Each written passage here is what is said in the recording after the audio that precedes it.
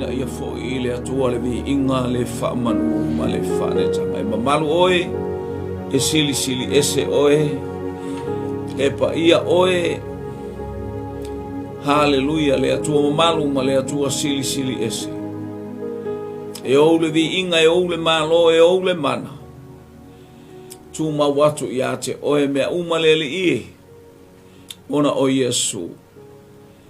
Amene, amene, amen. Praise God. Ia. Soafa manu malo Yesu ke riso lo tātou wali ima lo tātou faola. Ele ise soafa ile langi, male lau langi ua fua ina mai eile ola. Ele ise soafa ua fasili sili ina, fa mei paulo ia Filipi, ole suafa ua fasili sili ina i suafa uma. E toa tutuli ia i tuli vai uma e tau tau e lau lofi. E fai mea uma ma mea tuku waile lofi o na ao. Ia fo i lama i le tupu sili sili le tupu o le whaavavau. Le vi inga le whaamanu ma le whaanetanga. Ia i le anga le lei o le atua i le nei vaenga o le afi afi. O lau bolo kalame i le ataimi ma le ataimi a te mafuta i lunga upenga ta whailangi. O le taulanga afi afi. I ia le li. O le afi afi nei ngatala tātale au mingor sa tauro i Yesu Geriso. Hallelujah. Lele watau ave atu ele isi so o le sa tauro. Aisea. Hallelujah, wa vai vai lona tino. Wana ole alu mapau. Aisea wa alu ai mapau. Ua alu le po atoa o sa ili atu ilona tama. Hallelujah, le o mai whainga tā ma le matuitui. Hallelujah. O le ala na ia sauni o le ala i le sātau. O iai lima o tangata le anga. O iai o tātou lima. E o mai lava i le afi nei. O le ata te whātau taua o ia mo tā. Aisea ina ua tā le fo i mai i le li i ma le nganga whamaura. Ai tā te whaaftai na te le i solomuli. Whaaftai na te le i te ena. Whaaftai e le i alo ese pe sola ese i le mea na fola ina. E ao ona whaatanu ina e tusa o ana fionga o te le i sau e tatala le tulafono. Aina o sau e whaatanu. Vi ia le li. Ua taunu i kolokota. Hallelujah. Foi tau atua ia le maulea mai le tusia mareko. O mareko mta apa suma le lima olono fai upe tolu suma le tolu se ia o atu le tolu suma le ono. O i le tu aso e ono ona pongi sa umai le o le nu. O i le tu aso e ono ona pongi sa umai le o le nu. O lava i le tu aso e iwa. No wainga. O le tā o le se furu ma le lua. O le tu tonu o le la o le moni maumai. O le tā o le i tu lai ono. O i le tu lai ono. Ona pongi sa umai le o le nu. Ono i le fitu. Fitu i le balu. Praise God. Balu i le iwa, ono i le fitu. Fitu i le balu. Balu i le iwa. Iwa i le se fulu. Se fulu statsi le se fulu lua. Se fulu lua. Se fulu lua. Oh, praise God.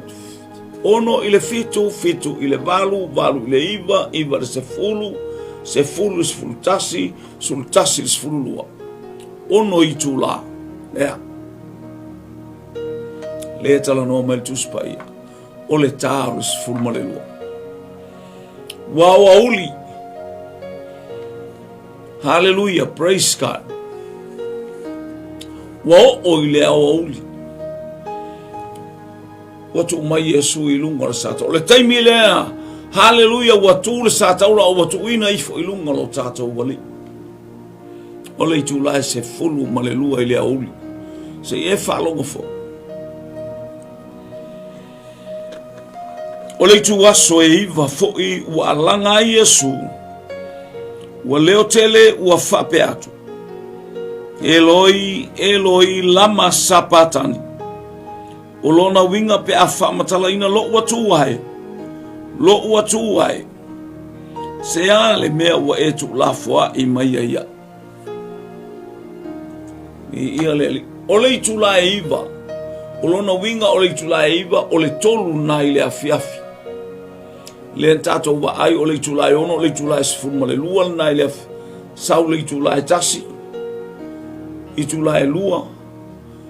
Lona winga. Ono fitu valu iva.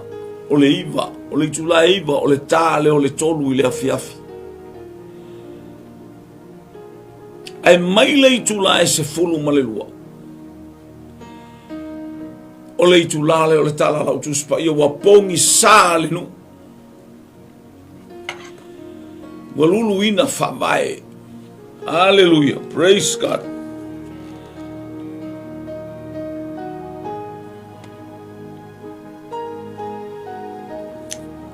Mai tala utuspa ia wapongi sale nu.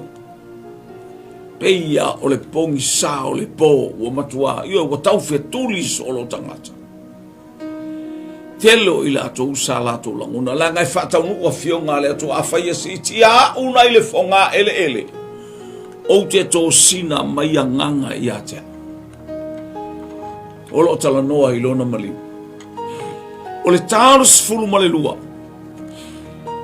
na umai le o singa taulanga au ona pa ala le ole ata hallelujah pe on tato wa umma le malosi wa umma atu le malosi o le pongi sa o le sasa ma le feanu o le ta ma le amu le tauemu ma le tausuai ma le vala au afayo o le alo le atua fa ola ia le atanga ile taimina a mata ai ona osil taulanga ia pa ala wana ole sisiva mavala au hallelujah o ame uma ai tals ful malelua ai fao o ele tangata lana pelu o tau faitosi o la tino fa leanga o la tino o le ato le mafo fau fa le tonu wa poliuli le me o lo iai a ole ta ole itu lai tolu na vala au il tangata o le atua. O le taulanga afi. O ile itu aso o le taulanga afi. Samoa lo watu nuu. Le ainga o le fatu atua e pei ona iai le ainga o keriso. Le valo anga lea na valo iai le whainga taulanga pata pena e keriso e pei ona whailoa mai e le profeta. Hale pena whaali mai e le profeta o Elia. Le vala awa le atua ia Elia. Hallelujah. Praise God. Vi ia le ali. O ile taimi o le taulanga afi. Alal me le tupu le taimi lea. Ua pongi sa le nu. Me o i tangata sa tapua ia pa ala. Malato vala au ia pa ala. Ta lofa walato toe fitui ai. Walato toe fasioti le tasi. Wa faaleanga o lato tino. O le ata o le itu aso pongisa. Wa pongisa le no. O lo fai pela lato mele o matuale i lopo le ala lato tanga a fai. Fai mai os fa mai tamalo e li atou te falo to lua i manatu e lua se ia fea. Amini. A fai o pa ala matu a fuli e fia pa ala. A fai o le atua fo i mai i le atua. Aina wa tāle I tūlai tolu wa umana tā pena le taulanga. Ona vala au lo leo le tangata I le atua. Le atua o Yehova le atua o le langi. O te whaatua tua I lo suafa. O oe na o tā pena I nei mea uma. E tusa o laua fionga. O vala au mai le afi. Au mai le afi. E susunu I le taulanga. Fate ia tangata uma. Wa fate ia tangata uma ina ua tilo tilo. Ma vava iane. Wa palasi mai le afi. Haleluya o le afi lava o le anganga pa ia. Wa palasi mai le langi. Leo o tau tau Yesu I lau. Eloi! Eloi! Lama sabatani. Pongi sale no uile atai. Maile se fulu malelua I le awa uli se ia o atu I le tolu. Ole itu la ole afi afi. Hallelujah. Tala la utuspa ia pongi sale no lulu mafu e wa me uma watu topu. Hallelujah. O lato loto. Wa uma nei na bala au wa topu le mata utele. Hallelujah. Ayale tangata tau. Ayale taitai o le toase lau. Le taitai roma o lo tu. Ma vava ayatu. A o alanga le ali. E moni lava. O le alo o le atua le tangata le nei. E moni lama o le alo o le atua le tangata nei. Lo ainga. Te lo mali wo Yesu. Ina wato e foi Pilato e foi tono Roma. Sui mai le kovana. Na o e failo ia te o le tala fasolopito o Pilato. Na o tia Pilato. Ina wasue. Waia fasio tia le tangata e le aise sala. Waia pulea le ola o le tangata e le aise sala o le tangata amio le lei. O le tangata mana o e fatupu le file mu. Hallelujah. A ua wha malosi e Pilato ona fasioti. Ni ia le ali.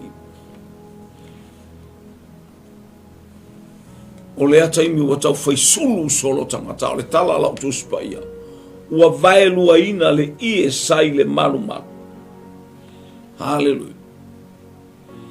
Ua vaelua ina le ie sai le malu malu. Ua tosi lua le ie. Ua matala mai. Ia le li. Le aso le whiangainga tua ia Mose.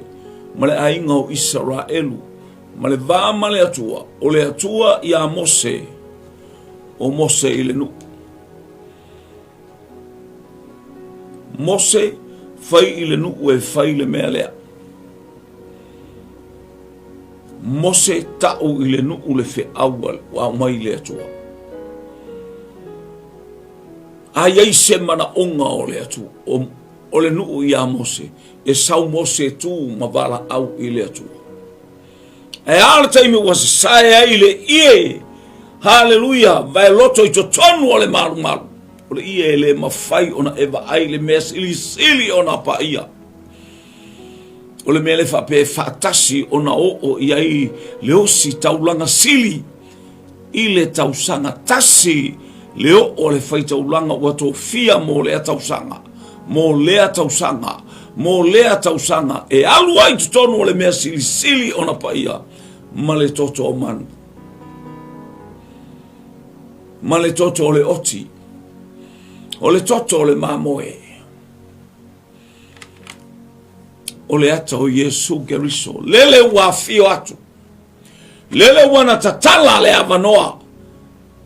Watatala le avanoa, elena o se faifi au e sau e se itia le ekalesia, elena o se apostolo e sau, e fasanga ile atua e ave i eimana onga le nuu, ele o toe mo mia se faita ulanga, haleluia e sau e tatalo atu maru, ua tatala e Yesu Keriso le avanoa. ua tatala o lo taimi, o lo taimi, o lo tātou taimi. O le ase mana o ngā oe, ona o se mai, wa e sawa oe e wala au i le atua. Wa mai amalou a inga tau te toa tutuli, wa sila fia e le atua o tau loto. E mo mia se wha ma whanawhananga. E mo mia se wha mai senga o no le malanga le maliu ma le oti, le ainga ma le ainga. E te le to aru fues whaifi au. Te le teimi au mai la ue kale sia ia te au pe au i teimi na amata mai ai. Iu no usau e te alatu e se i whaise lotu a te amal whai lele. Pea tua le lei. Pea tai vai oe. Vai au tau. Tau mea nā tau te oe whai. O la wha pea au kou o le whaiwhi au e kausi e asi le whare mai ma whaile ta talo. Hallelujah, o whea le kou ke kakalo iai. O whea le tau te tatalo e whawhena olas, whawhena tupu o tau olanga. Pea whai o le ua ato o le maua o le mai. Ke a mai le mai e ka moe le whaiwhi au. Ke ka moe le whaiwhi au o mose. O le ato mose.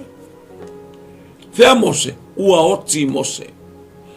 O le ae whai ale upu le whai mai mose. Whai mai mose. Whai mai mose a se tongi le ma. Whai mai mose a pole. Ha le ala whau. Hallelujah. A whai whale tonu le ala whau lea. Toe vavalu ma le si ala whau lea. Sui i le si ala whau. A le aile nifo le umata. Sui i le nifo. Sui i le nifo. Le mata i le mata. Whai mai mose. O le tala o whea mose. O whea mose. Ua oti mose. Pea tui lau e ka le sia. Au atou te toe whaatino ina le nā mea. O te le la toe asiasi o tau. Te le whaataitai fo ni mea o te whaia le mea le whai mai ei. Le nganga o le atua i atea o te whaatino ina. So se taimi au te ala tua i taimi whaapea. Longa winga, su e spisu po e saumana whaifi au. Su e se furu ka ala ko umarikanga na whaifi au. Su e lea mea au mai e tau te pevesi. Nala i titi leo le tau mawhau whau i le mai. I lo le sau o le whaifi au ma mai le pua.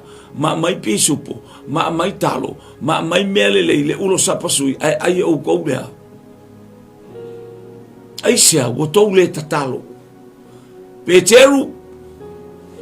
Mata ala, mata talo na i maua o tau e le whao sosonga.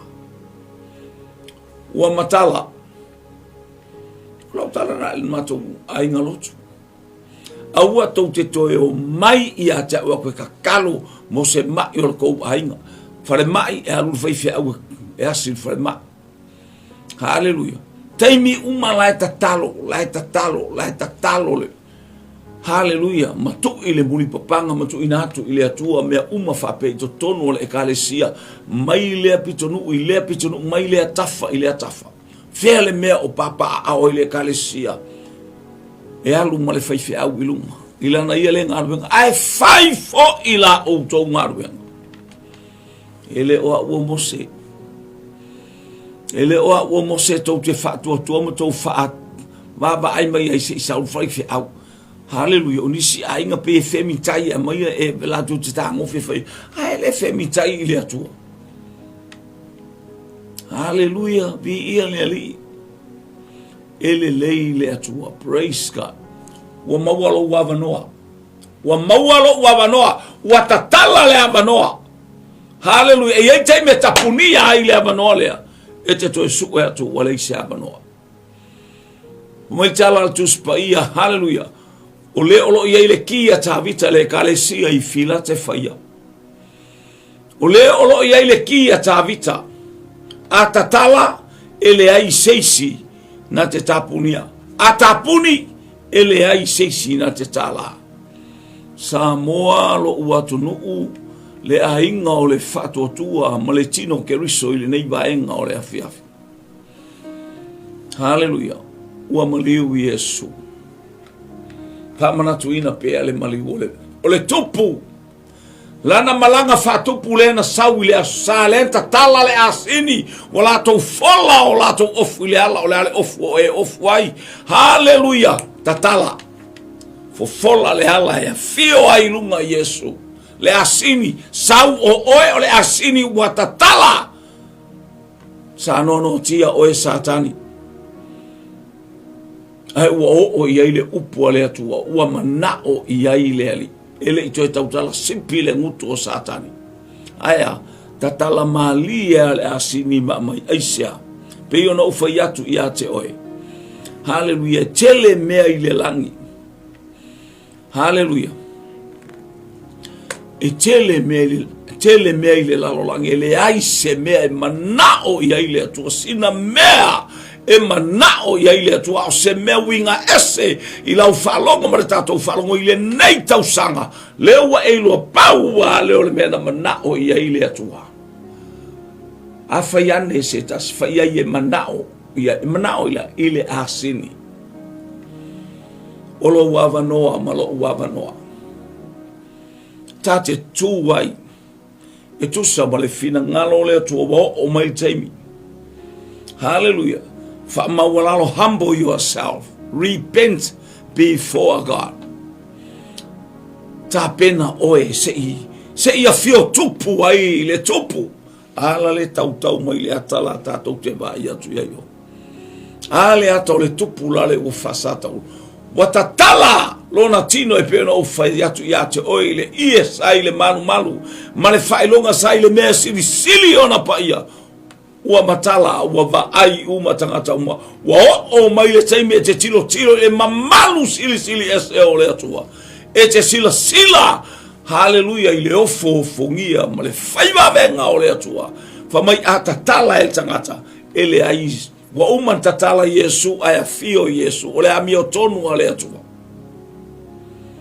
wa fio atu le amio tonu feo ai lale wana tatala le langi lona toto lea ina ua sina le toto ua matala le tino le ali haleluya o iai le alofa tu noa le nei o le atua mo oe le tua fine le uso le tinar tama au na le tua maso se tasi o le alofa tu noa le nei o le atua mo oe mo a umaso se tasi e fatuatu ua tatala Yesu le avanoa lale ua mua moatu a fai o la walu ma avele loto le pangota haleluya ma le anganga le pangota na fai ya Yesu o le aso nei tate fatasi ai ma oi le parotaiso la le walu watu o le anganga mua le la watu ma Yesu la ma futa la ile tuta matawo le atua fa manu yanga na no fol pangota aya Yesu o lo fautua mo oi o lo fautua moa o lo fautua haleluya mo lana fanau o ilato oe o ngalue oe o ngapatia oe o fatu atia mato ile muli papanga to ile lau olive haleluya ina ia fa manuia maile atua vi ia le i Samuel nei vaenga tala tu sia falingan ta upetonu walono fai upu haleluya e valfitu male balu haleluya le olo ia ile kia tavita a fai tatala hele ai sesinat lo wainga it's already opened lo aba noa ya te o maile afiaf nei it's sawai ma if angai ai ma if ape atama o a ule tanga sala tama o a ule tanga sala e fa maoni le atua e fa mangalo ia te ua tatala, ua matala, o lo matala ai o whailo ia te o iei le aso e tapuni ai le alo fatunoa a o ina tapuni e le ai se isi na te toi tala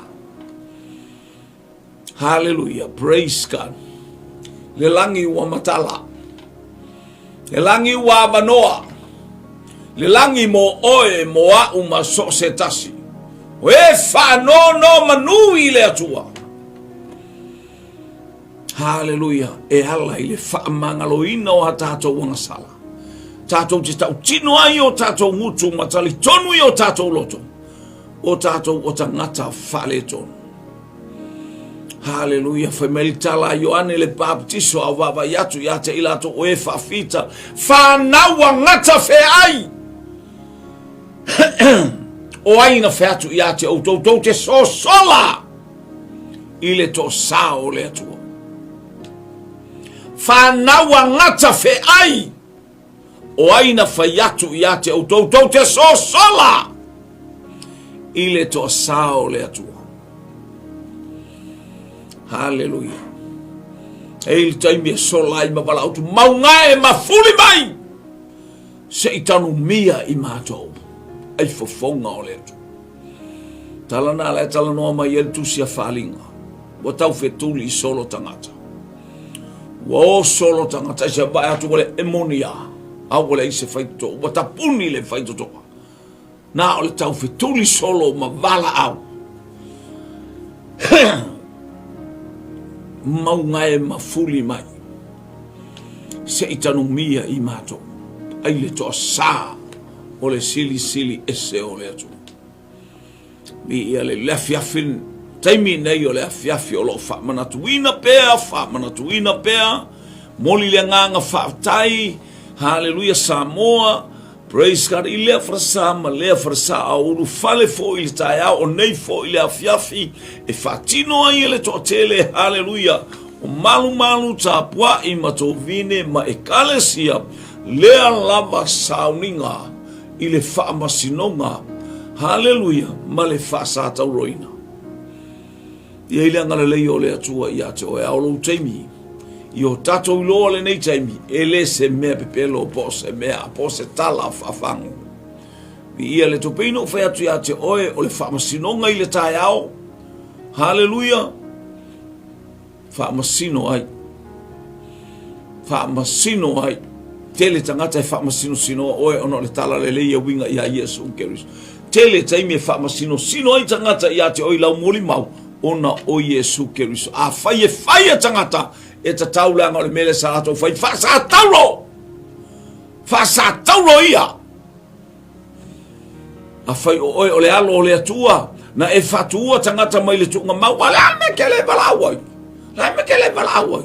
Se i o matou tantonu talo whai le lalolangi. Talo whaile lalo langi whai mai tala Yesu e leise whailunga o te watu ia te utou. Na o le whailunga o no o le tama o iona lele na folo patato e leia. Hallelujah. O le atal na i utou lo le whamaoni na o whatu ia te utou. Hallelujah. Tale pea le malu ai o te toe whausia i aso e tolu. Tala noa. Hallelujah i le matautia o le whaolatanga le atua. O lona toe tu manu malo. Hallelujah. Praise God. Wawatu o ia lutunga mau. Ni ia leli. Tatou talia mea umeo o ia te tatou e whati ngā mei tangata e whasa tauro. E whasa tauro. Tua e whasa tauro e leisi tangata. Tua e whatau tau e leisi tangata. Tua e tui o e tangata i lungo o sa tauro. Aia. Iou tau whaamangalo atu. O pumua i o le wala aua Yesu. Whamangalo atu. Awa walato leiloa le mea ua o lato whai. Hallelujah mo le mawaluka o upu mua i ana wala aua. Lo utamaia e whamangalo atu ia te ilato. Awa walato leiloa le mea ua lato whai. Mai tangata umalama. Hallelujah le tala inga Yesu o e na angaleanga o e o lava ia te ilato uma. Na po feanu mafetu. Na tau tala Yesu i lungo le sa tau wha mangalo atu wa uma. Mangalo, ele se me pole ele po, ele se ai ala po ile taimine. Wa fio mai le nganga pa ia te oe. Wa tatou mafuta male nganga pa ia. Wa tatou fa wo male nganga pa ia.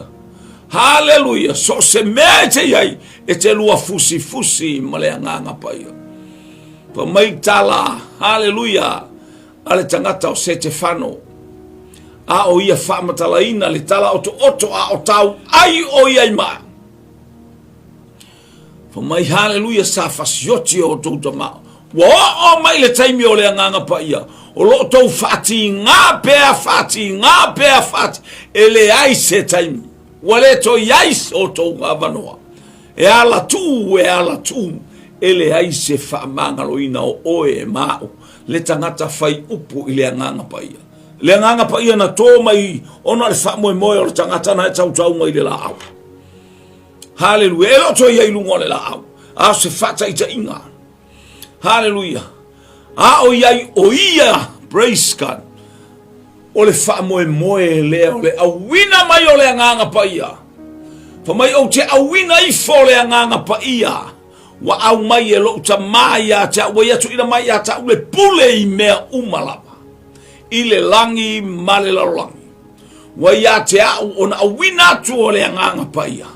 Fai ma fe so ani ia te auto tangata lea. Tangata kale bari. Le alo le atua wa ia ofa ina mai. Hallelujah. Le pule male mana. Hallelujah. Me matala no le pule tasi a tangata ile manato yuta ia ato ia le pule na o le atua. Awa falonga ila ato. O atu alato au na sao mai e pu e ya Yesu matai tai atu Yesu fai mai tangata ele ai se tangata e o fo ia te auto wa tau tala fapea tau tala ia ile pule atala noa ile tau waso o pula le tau waso atala noa haleluya ile ngungu tau tala le ngungu atala noa ile tutuli falo longo le tutuli atala noa ile oti ua toi tu mai le tangata oti. Le aisi o autou e tusa. Ma le pule. Fai mai le tala isi farsai. Ua tau tilo. Ua mai le larolangi ua suasu e tala e winga le fatuina o la salo. Fai lo ia te autou. Ua muli uma le larolangi. Ua le aisi o tau avanoa. Le aisi e mea tau te toi e tau mufai ai. Ua muli uma le larolangi. Fai mai Yesu a fai esi tia una ile fonga ele. O te to sina mai nganga ia tea. Le Yesu le ua sitia. Fai mai Mose a utia le tangata ile ngata. Ma ai ile ngata apa me mea lale ua tau mai. O le ata o Yesu Keriso. Le ngata apa me mea.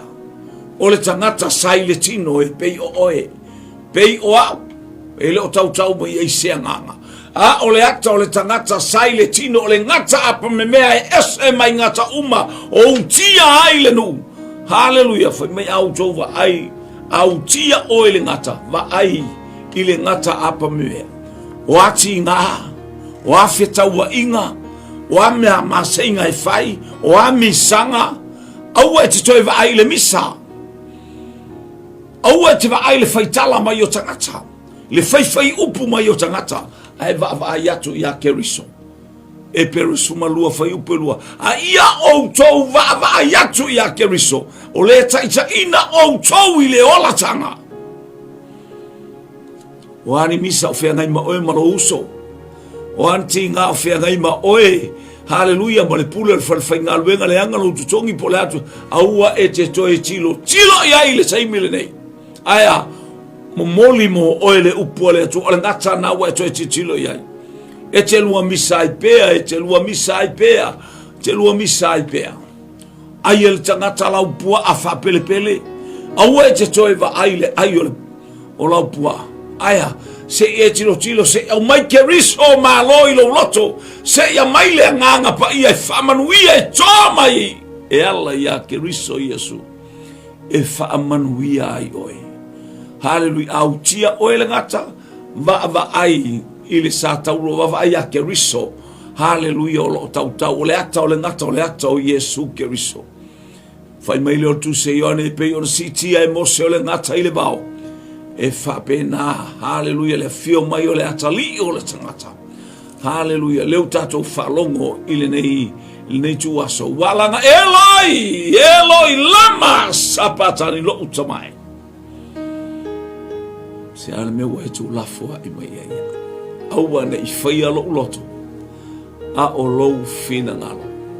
Tatou ele nei au fiafi, le a fiafi, lale ua whaanoi atu lo natino. Lale ua whaanoi atu lona tino. Ua te i le tamaloa, tai. O le centurion ua te i le tai o le toa selau. I le vai atu wa ngau mai lona au. male alanga na umana alanga. Ona maliu lo leo ke usua te ile vai. Yo o mai teimi e tauna avea ilalo tangata pangota e ngauwi o lato vai ina ia babe na feoti. Ai o ane fa afa mai tala ta masole. Ua oti leli. Ua oti Yesu. Fai maila na tala e moni lava. O le alo o le atua le ne tangata e lo tu aso e te whapeane ai. E moni lava. Uia wana tau awe o ti ngā e pei o lale tu sia isai. O na wha lava lava ua o malolo ai. O mai ti ngā. Wai tu ai ngā mai ese ese o iai to tonu ia tea. Mai o le tau whaaleanga. Mai o le wha maualuma. Mai o le loto ainga. Mai o le whaimatua. Mai o le alofa anga i loutua oi. Tele mai. Ona wha laba laba. Ma lolo ai lo utangata. Di ia leli. Praise God. Olo ua fio atu oie le langi ma le taulanga e tasi ai afe olona toto. E leo se toto se manu e leo se toto se mamoe e leo se toto se oti. A olona lava toto ua fio. Ua mangalo ai le lalolanga. Ua mangalo ai i tātou ma tātou wangsala. Hallelujah. Praise God. I ia leli. A mai oi. E te le tu mau pea i wha mangalo ngalea. Aisia. Nang fu ele wha pea mangalo na tātou ngarulu e moleli. Ai a wale mangalo e tu alfu tu e whaisi mea fsepe i alpango tāfoi. Tele pango ta mangalo mai ai aisa mangalo mai le ai pefu aya ala fu tu eba tu fa longo tu o le me ale ta sinalu ese ala fu tu ela tu ai di ia le sau ia Yesu ile na ia fiafi mana tua le lua fe lua suma leon tato fa longo ai wo fale atu oia matai mi tele tato fa longo i pele wa fio atu oia ua tatala le langi. Ua no tangata umayo ileli. Ua no tato ma tato whanau so se ta se vala au le suafa o le lifa mai. E i ufo ina whaola ina o ilato uma. O e vala au le suafa o le li. O le taulanga fiafi. O le taulanga mo lou malolonga. O le taulanga mo lou olatanga. O le taulanga mole le lenga. O le taulanga mole whamangalo ina o atato wansala. Na whaia Yesu keriso. You are free to enter. Hallelujah. The kingdom of heaven. Hallelujah. Te maua le ola e whabau. The life forever. Wa e aba noa e te maua. Wa e qualify mo le langi ma le ola e whabau. Ina ua e talia Yesu e whaimali i ma whaola i lo wala. Famanu ya tule atua ya te oe. Pa ya tule atua ya te oe. Hallelujah. Famanu ya ngale atua le nei ya fiafi. Ina ya tato ya i pea i lona manuia. Famanu ya oi a oanga ya tu i tato. Hallelujah. Ia mo le tato sila mo le baba ya tu. Ile aso le manu malo. O le toe tu manu malo. Wow! Leo watanumia. O le atao. O le papa tisonga o Yesu. Tanu mia le tangata tuai. O le ata o Yesu i lalo le tunga mau. O le ata o le tanu mia o lou tangata tuai. Whaalangolango ma whaatua tua. Hallelujah le toi tu mai. Hallelujah o le ata le nao le whaalatanga. Au mai a keriso i malo. Ana le aise toi tu. Hallelujah ia wauti mea Aya e fatua tua ile atua. Hallelujah o le tanu mia o Yesu keriso o le ata o le papa tisonga. Pai mai paulo ia Roma a fai wa papa tiso ina o tau ilo na maliu. E leto e fatula i mai ea o tau e ia isea. Ilona to e tu mai. Hallelujah. Ia papa tisonga o le nganga pa ia. Hallelujah. Fuma Ioane. Wa o te papa tiso ile vai.